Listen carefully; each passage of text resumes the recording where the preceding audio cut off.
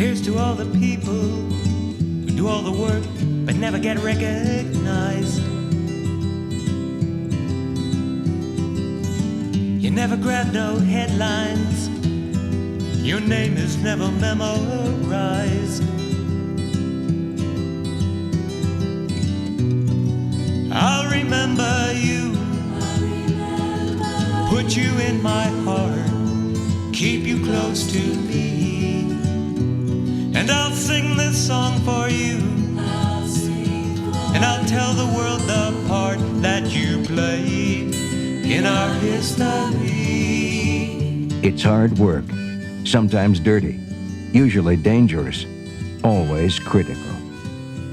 From the time people began wiring communities with electricity, installing plumbing, lighting and heating their homes with natural gas, utility workers have been on the job. Part of the great industrialization of North America, we worked side by side with millions of men and women, building our country, our society. Back then, it was work that depended on the whims of our employers.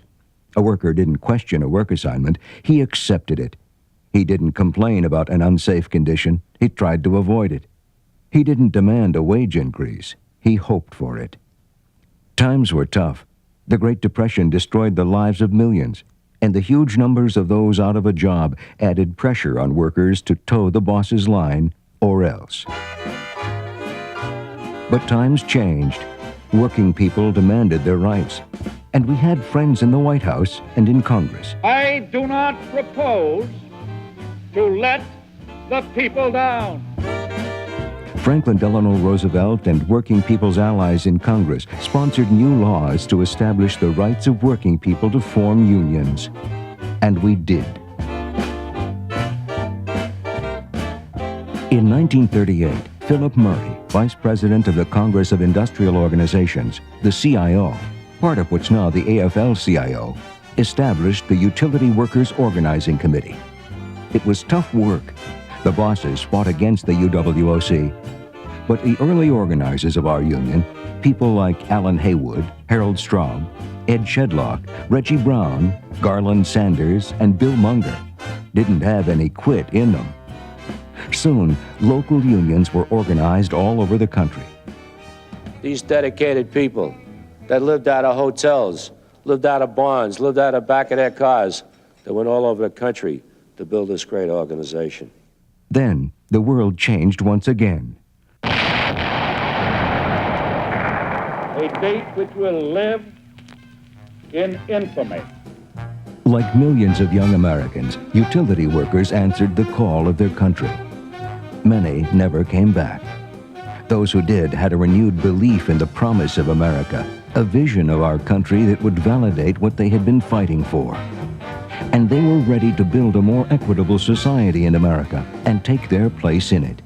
If that meant fighting the giant utility companies, well, these men had seen combat. They didn't scare easy. A few fat cat utility executives sure wouldn't do it. During this time, our union matured and grew. On October 31st, 1942, the first Constitutional Convention of the Utility Workers Organizing Council was held in Pittsburgh. That convention laid the groundwork for what we know today as the Utility Workers Union of America.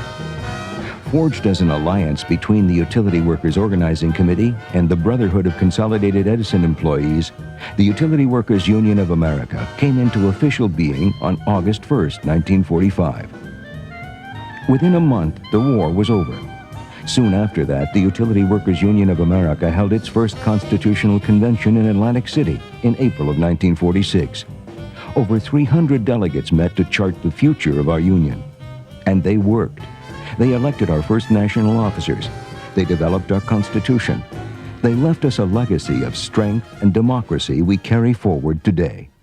And they challenged utility workers across America to organize. Throughout the 1950s, that's what we did. In California, New York, Ohio, Massachusetts, Pennsylvania, Wyoming, Michigan. It wasn't easy. It took struggle, both before and after an organizing victory was won. And here's to all the people who stand up and speak for what is right, who in the face of fear and intimidation shine like a beacon light. As we organized and grew in the 1950s, our increasing clout gave us the means to improve our lives and our families' lives. The veterans who came home from Korea added more strength and courage to our ranks. We fought to bring equality into the workplace and to bring home more than just a paycheck. Beginning in the late 50s and continuing into the 60s, we started demanding family health care benefits, decent pensions, and improved pay. And as our union entered this new frontier, so did America. 2, There is 1, the ignition of the verniers. 0, ignition, lift off. Lift off. I have a dream that one day this nation will rise up and live out the true meaning of its creed. We hold these truths to be self-evident that all men are created equal. I have The passage of critical legislation like Medicare and civil rights came through the hard work of unions and working families throughout America. Winning these key social reforms took struggle, and so did winning better contracts at our workplaces. Major strikes occurred across the country in the 60s, in Ohio, Massachusetts, New York, California, and elsewhere. Sometimes it took a while, but in each case, the solidarity of utility workers never wavered, and in each case, our unity prevailed. We were creating better, safer jobs, with pay and benefits that meant our families could begin enjoying the fruits of our labor, and that we could retire with some measure of security and comfort. But for a new generation of young workers, world events intruded once again.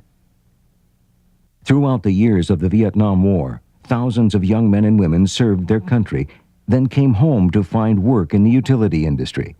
Like their fathers before them, they were tested by battle and unafraid to stand up for what was right.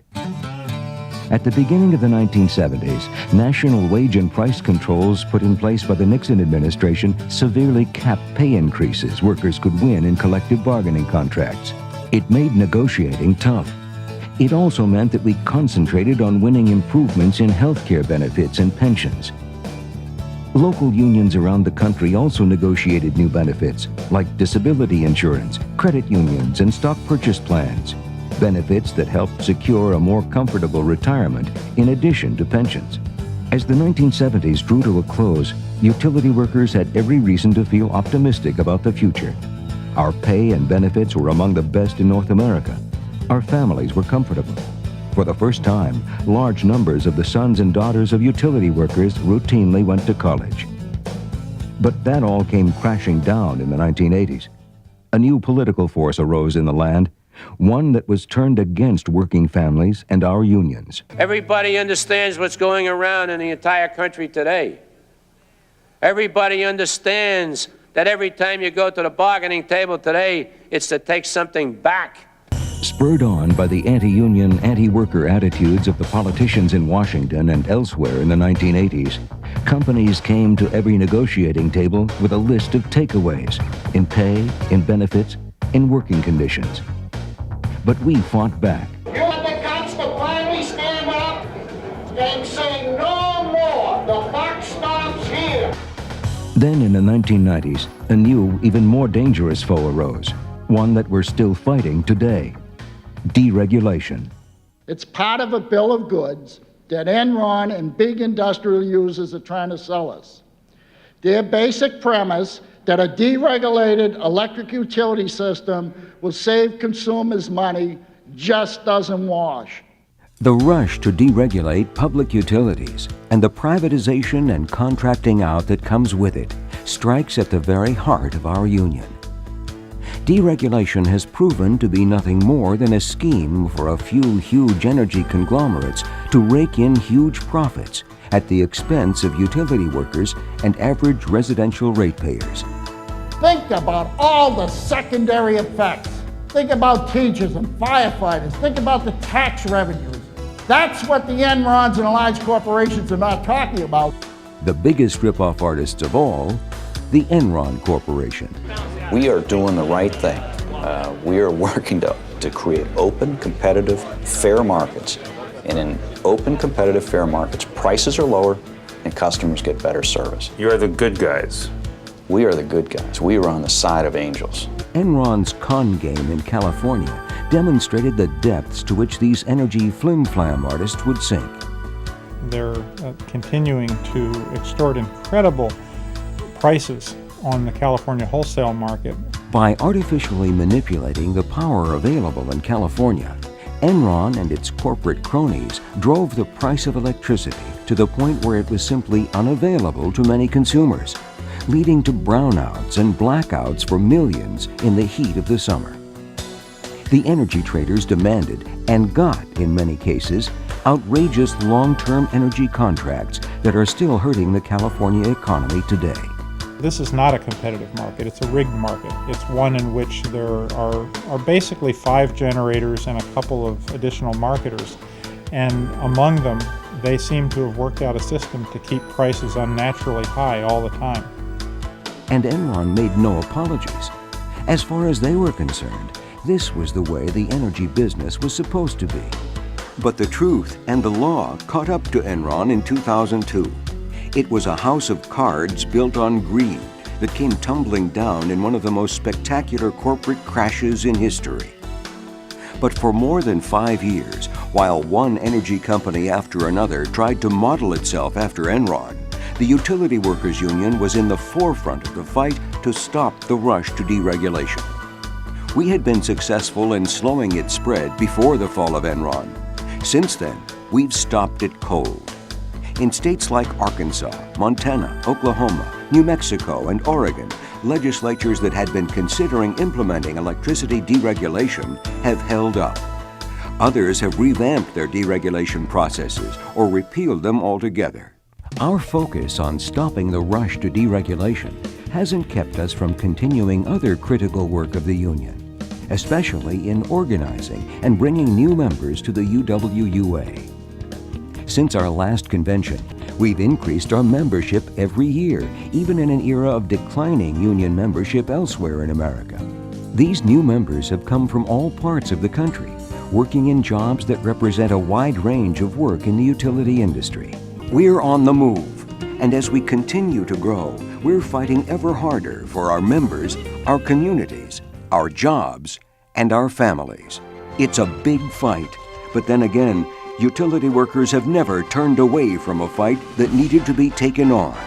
And when we take them on together, we win. The Utility Workers Union of America has been in the forefront of fighting for a better America, better jobs for our members, a better life for our families, a secure retirement. We will continue to fight with the same spirit of solidarity and unity that has brought us to where we are today. We make America work.